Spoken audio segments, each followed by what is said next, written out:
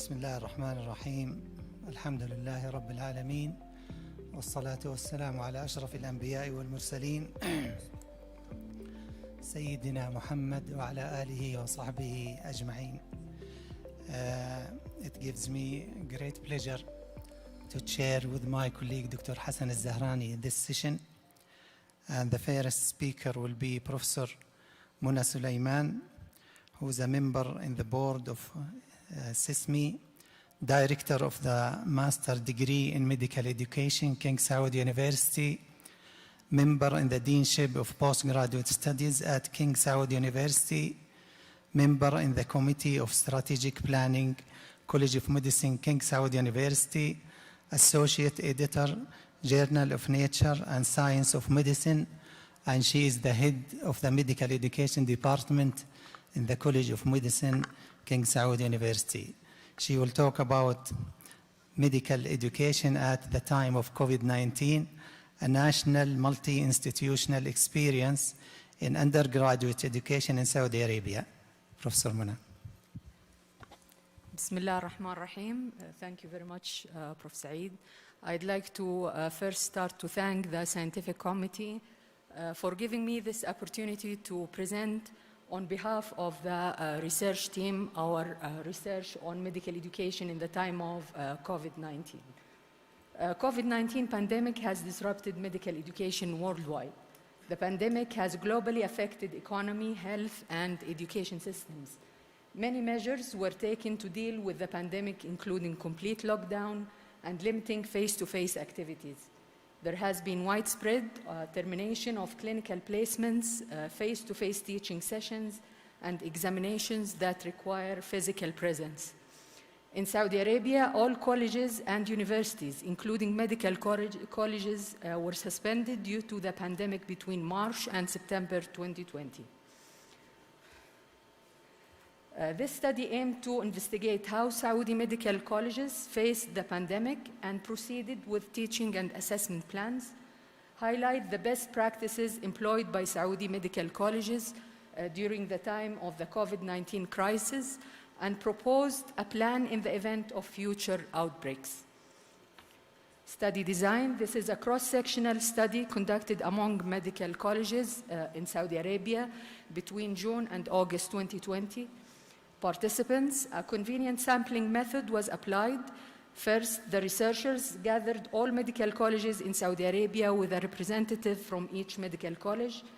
Second, the invitation was sent as a link through email and WhatsApp to every medical college dean, medical education department director, faculty member to participate in the study.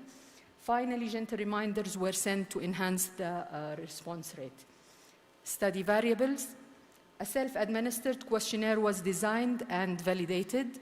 The questionnaire consisted of 6 main parts: demographic data, types of curriculum, teaching and learning, learning management systems, types of assessment, and lessons learned. The questions targeting the educational process focus on what was happening before and what was done during the pandemic. Data collection: online survey was used and data were collected using Google Forms and was analyzed using SPSS.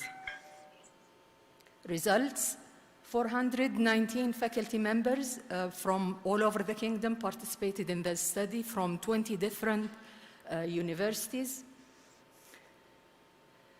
The universities implemented different types of curricula, ranging between integrated, system-oriented, problem-based, hybrid curriculum, traditional, and community-oriented. The participants reported using wide range of teaching modalities before the pandemic. After the pandemic, class lectures were transformed to online lectures. There was a decrease in problem-based learning. All clinical teaching that require face-to-face reported 0%, including bedside teaching, teaching at the emergency, simulation, and all other forms of bedside teachings. Utilization of learning management systems by the participants before the pandemic, they reported around 70.8% utilizing Blackboard, 7.2% Moodle, and other forms of LMS. During the pandemic, the percentage increase in the utilization of Blackboard reached up to 96.1%, Moodle 16.9%, and other forms of LMS. The overall experience of the faculty in utilization of LMS during the pandemic was positive. They reported that they would continue to utilize LMS after the pandemic and would recommend the LMS to other colleagues. 40.8% of the faculty reported no lack of experience with online teaching. Issues related to fear of technology and usage of online teaching was reported in 51.07%. Issues related to increased workload, 47.3%, and other barriers included in the table. The majority of the participants reported that they would continue utilizing learning technologies in the future after the pandemic, such as flipped classrooms. They would use more mobile-friendly online contents and increase use of video and multimedia tools. Assessment was a challenge for all of us during the pandemic.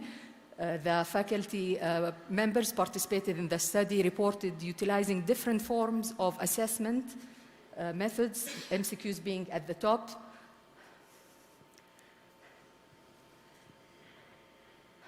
.3% of the participants reported that the assessment was carried online during the pandemic. Only 9% reported that the assessment was put on hold due to the lockdown. In conclusion, although many studies have been published during this period, there is an overall lack of evidence about the impact of the rapid transition from face-to-face to a completely online learning environment for extended periods in undergraduate medical education. This study value lies in its large sample of faculty and nationwide distribution of responses. The results of the study shed light on the early responses concerning the transition to online education. In general, this study showed that the faculty experience of online teaching and assessment was positive, as found by other studies all over the world.